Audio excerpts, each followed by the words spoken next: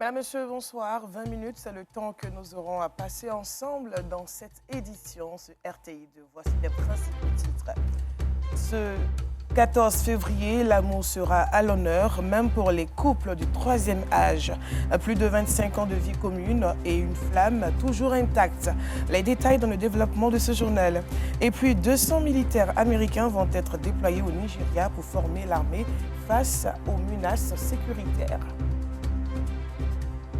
Une fois de plus, soyez les bienvenus si vous nous rejoignez. Le 14 février, l'amour sera à l'honneur. Partout, les couples célèbrent la Saint-Valentin, y compris ceux du troisième âge. Plus de 25 ans de vie commune et une flamme toujours intacte. Gervais Kouassi et Charles Tatou sont allés à la rencontre de ces amoureux pour qui le temps n'a rien changé à la passion. Regardez. La célébration de la Saint-Valentin n'est pas la seule affaire de la frange juvénile. Les couples du troisième âge marquent également ce jour dédié à l'amour. Nous sommes au domicile de monsieur et madame Kandé au quartier Broukro 3 de Bouaké. L'union de Pierre Kadio Kandé, originaire de l'Est, et madame Kandé Né-Thérèse Oko, native du centre-ouest, du 25 ans. 3 enfants sont issus de ce mariage, dont la flamme est toujours vive comme au premier jour de leur rencontre. Il y a un passage dans la Bible qui dit « Hommes, aimez vos femmes, je t'aime. » De la même manière que tu m'aimes, c'est la même manière que je t'aime aussi. Changement de décor, mais même ambiance à la résidence du couple Traoré, cette fois au quartier municipal de Bouaké. La rencontre entre ces deux amoureux remonte en 1978. Traoré Lekou, musulman, est du Nord, quand son épouse, Madame Traoré Jeannette Boué, est chrétienne, originaire de l'Ouest montagneux. Ensemble, ils ont 6 enfants. Comme le vin, leur relation se bonifie au fil des années. Ça a montré vraiment que c'était le vrai amour que nous avons eu et que nous développons jusqu'aujourd'hui. Oui. Je t'aime toujours et je t'aimerai toujours. Moi aussi, je t'aime. Je t'aime comme j'aime mon frère. Parce que quand vous mettez du temps, ce n'est plus un mari que vous avez, mais vous avez un grand frère qui vous donne des conseils, un papa qui vous donne des conseils. La Saint-Valentin réserve des surprises dans ces deux couples du troisième âge. Ce 14 février, je lui offre, moi, mon amour, ma personne, mon être pour elle, pour la bonne marche de notre foyer et pour l'harmonie dans le foyer. Le 14 février, je vais préparer manger qu'il aime bien. Avec un vin à l'appui. Hein? Je sais, tu aimes le vin. Merci. Le 14 février, je vous réserve une surprise très agréable.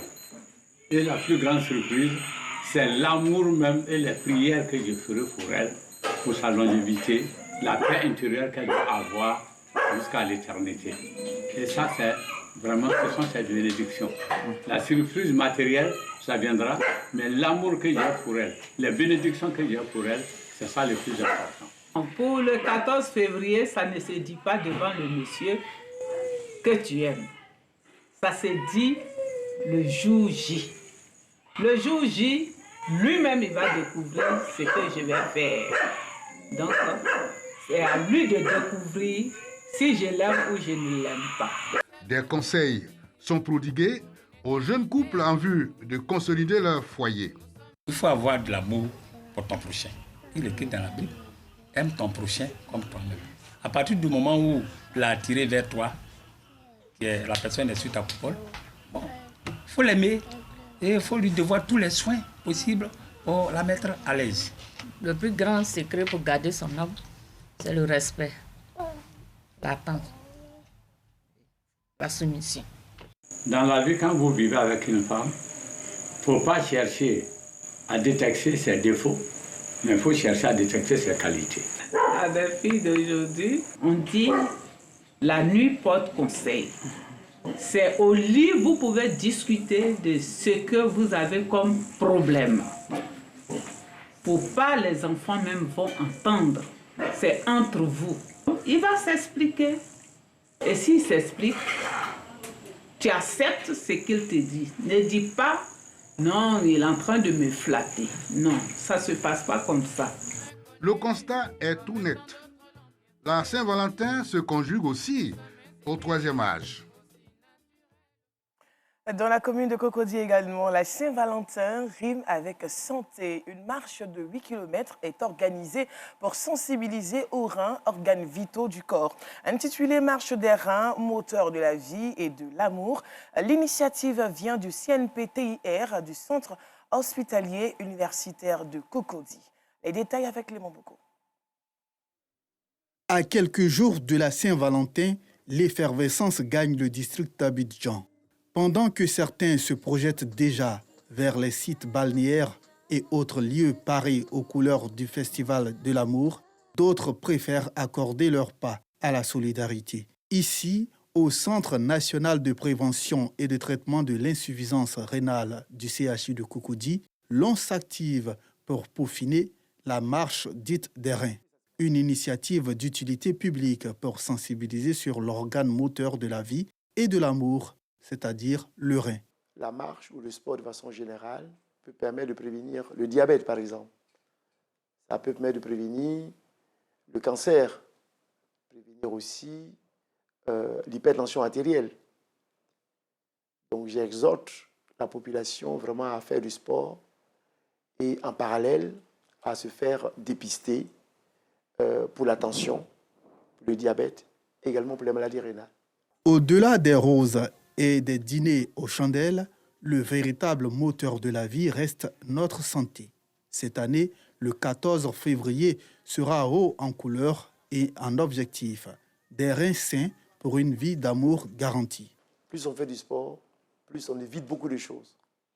Et donc, je demande à la population, les jeunes, les vieux, les moins vieux, femmes et hommes, je les invite à cette marche. Le rendez-vous est donc pris le samedi prochain pour une marche de santé à travers les artères de la commune de Cocody.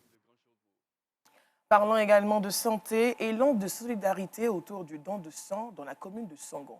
La direction de la vie scolaire a organisé cette opération au terrain de Songon-Dagbé avec une forte mobilisation des participants pour venir en aide aux patients en manque de sang. Laurence Kakra nous en parle dans ce reportage. Donner son sang, c'est sauver des vies. Ce pari, la direction de la vie scolaire de Songon l'a relevé à l'occasion du lancement de ses activités de l'année 2026. Cette opération s'inscrit dans l'élan de solidarité humanitaire en faveur des patients en manque de sang en Côte d'Ivoire. Nous avons initié une journée santé ce jour à l'occasion de notre lancement de nos activités vie scolaire. Un enseignant en bonne santé est très efficace, il participe au développement d'une école de qualité.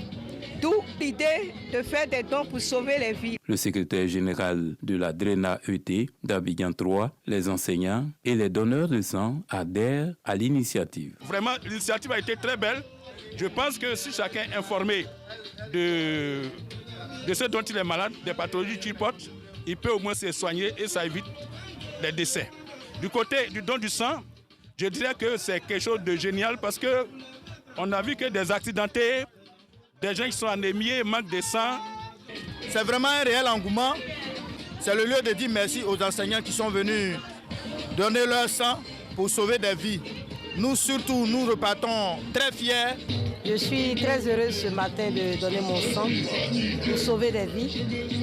J'exhorte tout un chacun à donner son sang parce que donner son sang, c'est sauver une vie quelque part. Et nous sommes tous appelés à sauver des vies. Le responsable du centre de transfusion sanguine appelle à la mobilisation. Actuellement, nous savons qu'en Côte d'Ivoire, nous avons un programme de don de sang. Il faudrait que les bonnes volontés, surtout, donnent leur sang pour sauver des vies. Actuellement, nous distribuons près de 500 poches par jour, mais c'est insuffisant. Nous voulons plus pour que personne ne meure en Côte d'Ivoire par manque de poches de sang. Profitons également pour dire à la population de suivre l'exemple de Songon. Ce rendez-vous marquant le lancement des activités de la vie scolaire de Songon a été également meublé par des dons en vivres et en non-vivres aux élèves issus des familles en situation de difficulté.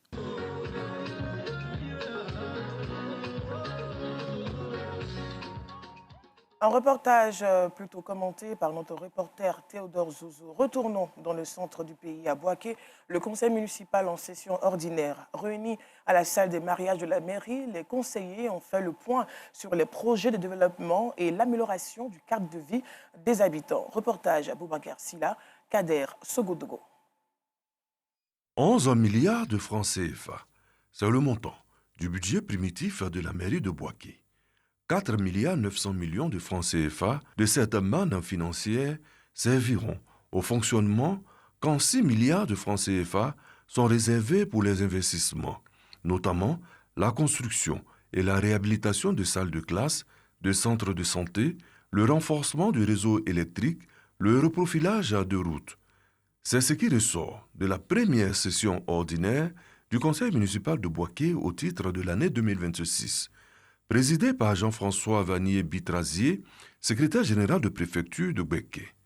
Absent pour d'autres contraintes professionnelles, le ministre-maire Amadou Koné a délégué le 7e adjoint en la personne de Melombe Fofana pour diriger la rencontre au nom de l'équipe municipale. Les échanges ont porté sur la réalisation des travaux en cours et les projets. Le moins qu'on puisse noter, ce sont les ressources de la mairie qui sont au vert. Le budget primitif au total, ça fait 11 milliards. Mais ce qui nous concerne au niveau de la commune de Boaké, c'est les recettes propres que nous devons chercher et ne pas dépendre même des recettes des impôts. Ces recettes propres s'élèvent à 2 milliards et nous avons promis faire plus de 2 milliards. Autre point abordé, la relance du processus financier de notation avec en perspective la levée de fonds pour la construction de la nouvelle gare routière et l'adoption des taxes municipales. En clôturant cette session ordinaire, le 7e adjoint au maire a réaffirmé la détermination du maire Amadou Koné à faire de Boaké une commune moderne, propre et prospère. Dans le sud Como et à Grand Bassam, la communauté musulmane Alioubé a célébré le Maouloud, un moment de recueillement et de partage dédié au prophète Mohamed, ponctué de prières pour la paix et la cohésion sociale en Côte d'Ivoire. Ido Fofana. Dans une ambiance de recueillement et de fraternité, les fidèles de la communauté musulmane Al-Yubaït se réunissent en cette journée pour commémorer la naissance du prophète Mohammed. Chants religieux, enseignements islamiques, un moment de partage entre les participants. C'est une reconnaissance à l'endroit du prophète en tant que tel. Parce que lorsque nous regardons le prophète Mohammed sallallahu alayhi wa sallam, après son envoi, il nous a apporté la lumière, le bonheur, la tranquillité spirituelle. Et depuis cette date de son envoi jusqu'à aujourd'hui, la communauté musulmane dans son entière est en train de propécer, de prospérer. Et chaque jour que Dieu fait, mais aujourd'hui, alhamdoulilah, c'est un acte de reconnaissance envers notre prophète. Cette rencontre spirituelle a également été l'occasion de formuler des bénédictions pour la stabilité du pays et la cohésion sociale entre les populations. Cette cérémonie était placée sur le nom du prophète Mohammed sallallahu alayhi wa sallam pour célébrer le Maouloud du prophète Mohammed sallallahu alayhi wa sallam de cette année et aussi pour prier pour la paix et la solidarité entre les Ivoiriens, entre les musulmans, entre les chrétiens. La paix n'est qu'à se réunir en Côte d'Ivoire. La célébration s'est achevée par une prière collective pour la paix en Côte d'Ivoire dans un élan de foi et d'unité. Direction le Bassa-Sondra, à Grand Laou, la musique au service de la paix. Les cadres de la ville ont organisé le concert de la paix et du vivre ensemble, offrant à la population un moment convivial et musical. Restons toujours en compagnie d'Ido Fofana et de Mariam Diallo. Je voudrais te dire merci pour cette occasion que tu rends possible. Éternel, nous savons que dormir est un fait, mais se réveiller est un miracle. Ils sont venus massivement célébrer la paix, l'union et le vivre ensemble. Tenu dans la cour de la mairie de Grand Laou, dans la région des Grands Ponts, ce concert de la paix et du remerciement a réuni élus, cadres et population de la ville dans une ambiance chaleureuse. Ah oui, oh, pourquoi tu m'en veux? Ah oui, oh, est-ce que je t'ai fait? Le public émerveillé par les différentes prestations artistiques ne peut cacher sa joie.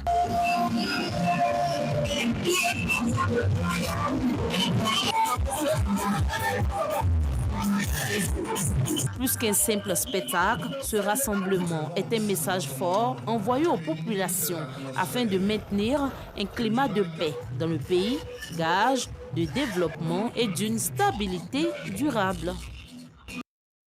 Daoukro se prépare à accueillir le Festival international de la culture et des arts. Après 20 éditions, la Biennale mettra à l'honneur la culture ivoirienne du 28 mars au 5 avril 2026 avec danse, chant et tradition. Reportage à Grace Kou, Godfrey Okombawa.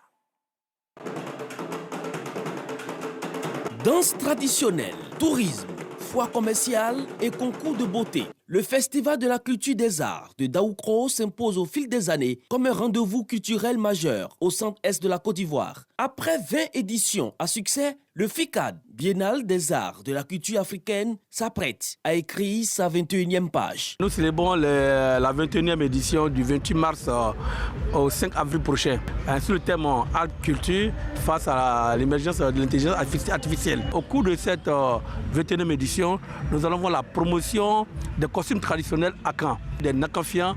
Et nous avons aussi la promotion des danses urbaines. Et comme innovation majeure, nous avons un concours de littérature. Placé sous le thème art, culture et créativité, avantages et inconvénients à l'ère de l'intelligence artificielle. Le Festival de la culture des arts de Daoukro vise à valoriser la culture ivoirienne, la créativité des jeunes liée aux enjeux de l'intelligence artificielle. C'est la première fois que je viens ici pour découvrir un peu le FICAD et qu'est-ce que c'est. Et ce que j'ai vu, ça a l'air vraiment intéressant. Toutes les traditions musicales qui se mélangent entre les différentes ethnies. Et je trouve qu'il y a une dynamique très intéressante entre les ethnies justement différentes, les différentes cultures. C'est vraiment resté ancré, c'est très intéressant.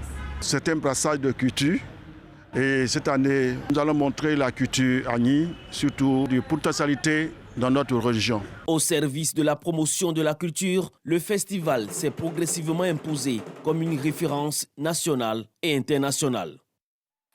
À la une de l'actualité sportive, la Fédération ivoirienne de kickboxing en assemblée générale. À Koumassi, les acteurs du kickboxing ont dressé le bilan de la saison écoulée et posé les bases de la nouvelle saison 2025-2026 avec pour objectif de renforcer la discipline en Côte d'Ivoire. Voyons cela avec Mouyabi Diabaté. L'Assemblée générale extraordinaire de la Fédération ivoirienne de kickboxing s'est déroulée dans une ambiance conviviale en présence des athlètes, des présidents de clubs, des responsables de ligue ainsi que des dirigeants fédéraux. Un rendez-vous majeur qui marque officiellement le lancement de la saison 2025-2026. Au cours des échanges, les responsables fédéraux ont dressé le bilan moral et financier de la saison précédente. Et aujourd'hui, vous voyez qu'on fait le bilan. Et on est pratiquement avec un gain, on a 4 millions dans la caisse de la fédération. Donc c'est un satisfait pour moi. On a bien géré, on a eu à dépenser beaucoup. L'État nous a accompagnés à travers la parafiscalité. C'est important de le dire parce que sans ça aussi, on ne peut pas évoluer. Cette assemblée a également été l'occasion de dévoiler les grandes orientations de la nouvelle saison. Durant toute l'année, nous allons faire des formations, la formation des arbitres, la formation des athlètes, la formation des coachs. Nous allons faire des gradations, donc passage des grades. Et puis nous allons aussi mettre en place les ligues. Là, aujourd'hui, nous sommes à 10 ligues au niveau national et on voudrait encore aller un peu plus. Nous sommes à 32 clubs qui sont affiliés à notre fédération. On souhaiterait aller un peu plus. Les discussions ont permis d'aborder toutes les questions liées à la progression du kickboxing en Côte d'Ivoire avec pour objectif de faire de cette discipline un sport davantage accessible et compétitif sur les scènes nationales et internationales. Et pour terminer, dans l'actualité hors de la Côte d'Ivoire, nouvelle étape dans la coopération sécuritaire entre Abuja et Washington. Le Nigeria et les États-Unis s'apprêtent à renforcer leur partenariat militaire.